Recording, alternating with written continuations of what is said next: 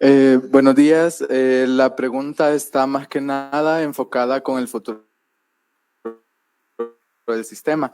Teniendo en cuenta de que el sistema capitalista está fuertemente arraigado a nivel mundial, ¿cuál será el futuro del mismo sistema cuando las formas de valorización de capital ya no sean suficientes para aumentar la tasa de ganancia y qué efecto tendrán estas transformaciones dentro de los países de la periferia? Teniendo en cuenta de que se pudo observar que dentro de las estadísticas que se mostraron de España también se encuentran varias similitudes con como la nuestra de El Salvador. Muy bien, no sé si vais a tomar distintas preguntas o si voy contestando. No sé qué preferís.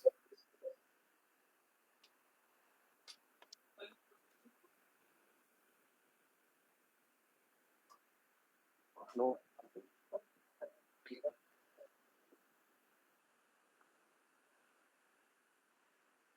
¿Qué?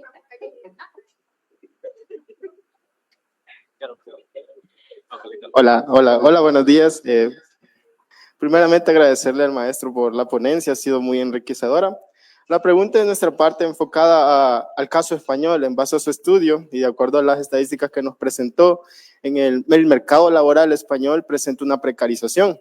En base a eso nos gustaría saber si usted nos podría explicar cómo podrían o si existen las condiciones para que esto pueda superarse y si ese fuera el caso, cuál sería el camino a seguir para que esto pudiera darse. Gracias.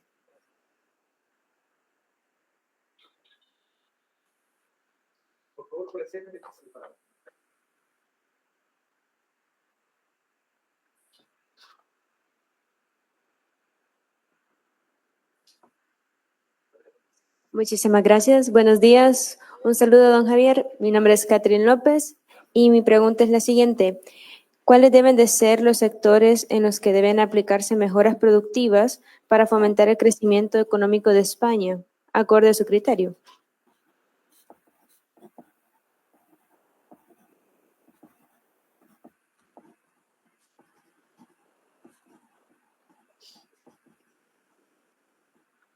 Buenos días, mi nombre es Roberto Blanco y la pregunta es, se mencionó mucho el tema de que al aumentar el salario de los trabajadores, incluyendo el aumento de la productividad, podía haber un caso de inflación y aún así mantener o disminuir el poder adquisitivo de los trabajadores. Entonces la pregunta, ¿cómo aumentar o aunque sea mantener el poder adquisitivo de dichos trabajadores sin caer en ese tipo de ciclos de inflación crónica?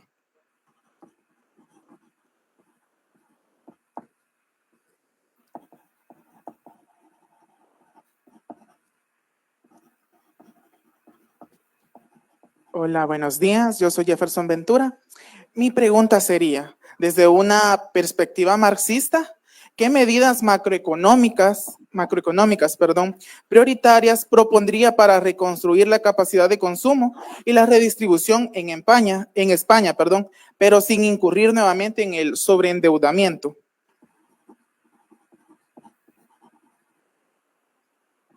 Sí, buenos días. Mi nombre es Fátima Guillén y también va la pregunta en el sentido marxista, pero también sobre su perspectiva respecto a la crisis. ¿Qué tipo de transformaciones estructurales cree usted que serían necesarias en España y en la eurozona para superar no solo la crisis coyuntural, sino también la lógica de acumulación capitalista en general?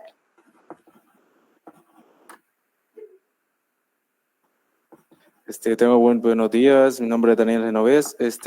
Mi pregunta sería, ¿qué papel desempeña el sistema fiscal en España en la distribución de la renta y cómo contribuye esto a la desigualdad? Gracias.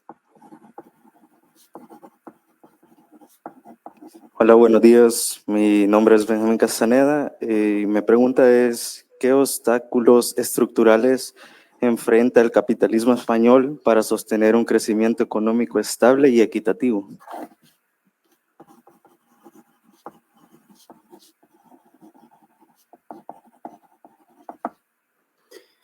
Muy bien, pues No sé si hay más preguntas, pero yo creo que puedo ir contestando, ¿no? Que han sido unas Mi cuantas. nombre es Noé Alexander y esto va más allá sobre la precarización y las estrategias de la recuperación de la rentabilidad. La pregunta sería, ¿qué implicaciones tiene el uso del falso autónomo y las pasantías como mecanismos compensatorios frente a la caída de la tasa de ganancias? Gracias.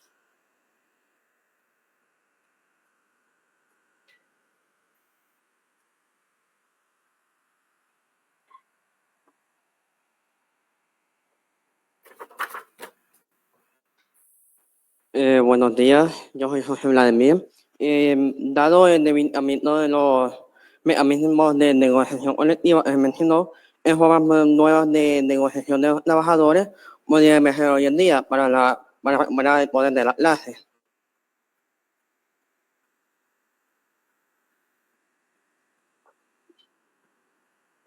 Tenga todo muy buenos días. Mi nombre es Sabrina Jiménez y mi pregunta va dirigido al enfoque de los salarios. Se ha mencionado que los salarios se encuentran por un largo periodo estancados.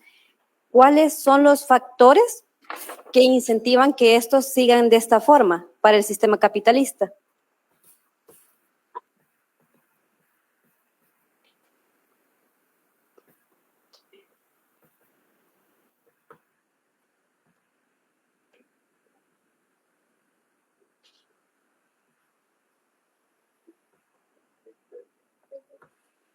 Muy buenos días a todos. Les saluda Gabriela Belloso y bueno, mi pregunta también va encaminada a estos estancamientos salariales. ¿De qué manera el estancamiento salarial y la creciente concentración de la propiedad puede transformar las formas de resistencia o control social en España bajo el capitalismo actual?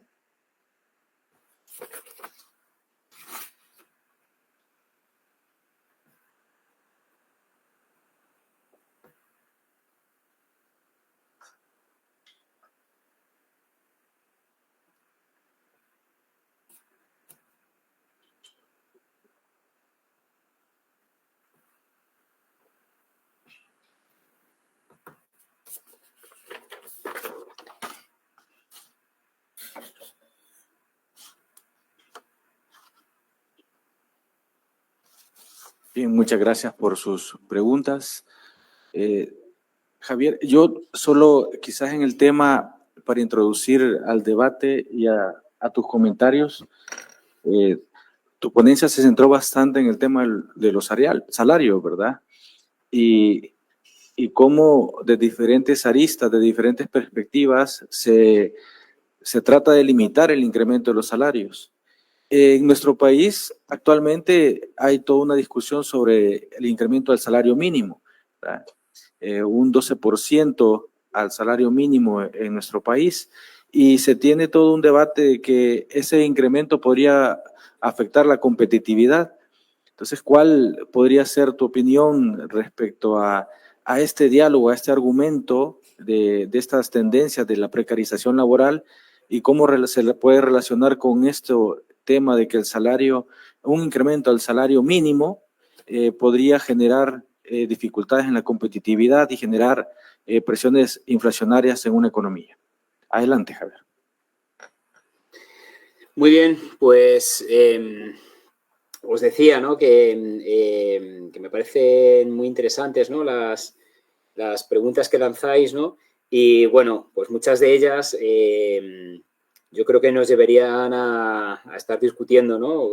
Podrían dar lugar, ¿no? a diferentes perspectivas, ¿no? acerca de, sobre todo, estas preguntas, ¿no? que lanzáis, ¿no? acerca de qué tipo de transformaciones, ¿no? deberíamos de adoptar, ¿no? para intentar afrontar, ¿no? el impacto de la crisis, ¿no? con algo más de consistencia, ¿no? para intentar superar estas situaciones, ¿no? con algo más de seguridad, ¿no? Pero bueno, vamos a ver si hilando, ¿no? algunas de ellas, ¿no? Podemos al menos, más que dar respuesta, ¿no? intentar resituar, ¿no? algunas de las preguntas, ¿no? Sobre todo porque, fijaos, ¿no? hay algunas de las preguntas que planteáis, ¿no? que hacen referencia a qué tipo, ¿no?, de políticas, qué tipo de medidas, ¿no?, se podrían desplegar precisamente pues para intentar sortear, ¿no?, las situaciones de crisis, ¿no? Pero como se intentaba transmitir, las crisis no son ni mucho menos un fenómeno extraño que puedan neutralizarse, ¿no?, en el marco de la acumulación capitalista, ¿no?, sino que más bien son el resultado de su dinámica ordinaria de funcionamiento, ¿no? Me gustaría dejar esta idea bien clara, ¿no?, porque en todo caso sí que hay economías que son, que podemos considerar, ¿no?, que son más consistentes, ¿no?, desde una perspectiva estructural y que pueden, digamos, minimizar, ¿no?, el impacto de las crisis, ¿no? Pero eso no significa que puedan inhibirse, ¿no? No sé si me explico, ¿no? Es decir, que son fenómenos que son necesarios en el marco de la acumulación capitalista y necesarios desde una doble perspectiva, ¿no? Necesarios porque son episodios que cumplen una determinada función, porque la crisis lo que permite es precisamente sanear el capital, ¿no? Precisamente son aquellas empresas más débiles, ¿no?, las primeras en acusar, ¿no?, los procesos de quiebra, ¿no? Pero también son necesarias las crisis en el sentido de que son el resultado inexorable de la propia dinámica de acumulación capitalista, ¿no?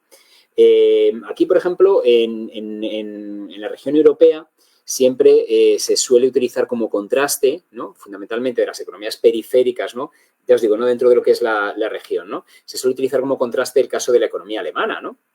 Entonces, aquí hay que tener cuidado, ¿no?, porque muchas veces se tiende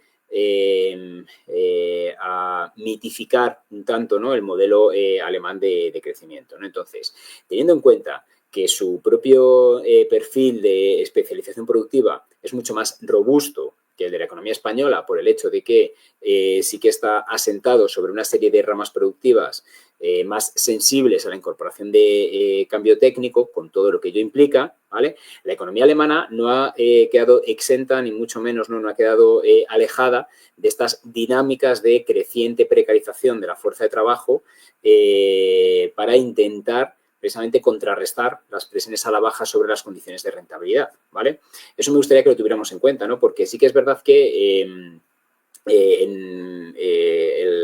la economía alemana sortea, ¿no?, o parece, ¿no?, que sortea la crisis del año 2007 con más facilidad, pero por el hecho de que allá ya había impactado, ¿no?, de manera fuerte en el año 2003, 2004, ¿no?, cuando se produce una ralentización profunda, ¿no?, de la actividad económica y se someten sus mercados laborales a una serie de profundas reformas que sobre todo lo que hacen es digamos, insuflar un creciente grado de precariedad a través de los denominados contratos mini-jobs, ¿no?, que no son más que formas de empleo parcial, que al fin y al cabo lo que garantizan es un mínimo nivel de ingresos, ¿no?, para los trabajadores que no les permiten, ¿no?, muchas veces salir de esas situaciones de pobreza, ¿no? Entonces, yo creo que eso tenemos que tenerlo en mente, ¿no?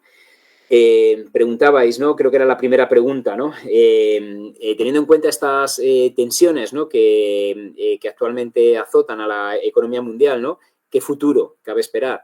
Pues